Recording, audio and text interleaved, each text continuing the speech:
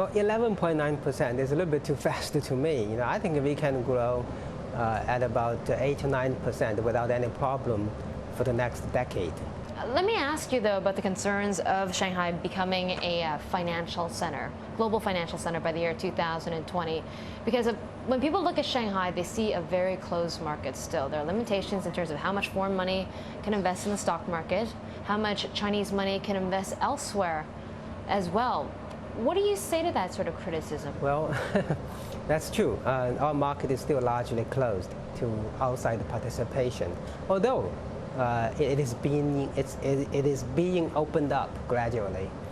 But as I said, we have a continental-sized economy behind us, so we will become a market without a lot of global participation, but a market with global size quite soon. Our stock market is already among the top of the world, and our commodity futures market is also at the top of the world already. And soon our bond market will be on the top of the world. So if we are a market of global size, although it's not so open yet, I think we can still call it a global financial center. But China will open up.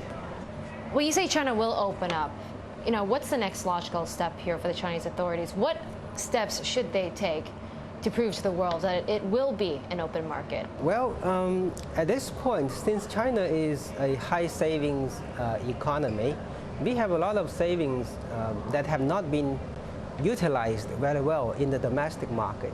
So the first logic step would be for China to open up the capital account, the outflow capital account, a little bit faster, so that our savings can be deployed more efficiently in the rest of the world. And that will make a lot of sense for a lot of countries in the world. Now, it's not just HSBC that has stated that you might want to list here in Shanghai. You have other big corporate conglomerates such as Procter & Gamble and Coca-Cola. What other companies have come to you saying that, yes, we would be interested in selling shares here in Shanghai? Well, it makes a lot of sense for these large international companies to have a listing in Shanghai, because most of them have a substantial amount of business inside China. So it will be very logical for them to sell their shares to their customers. And secondly, they want to raise money to invest in their China business as well. Now, what companies have expressed interest to you besides HSBC to sell shares? Well, I cannot raise their names without their consent, I would say. But I can tell you that initially it was the financial companies that expressed more interest.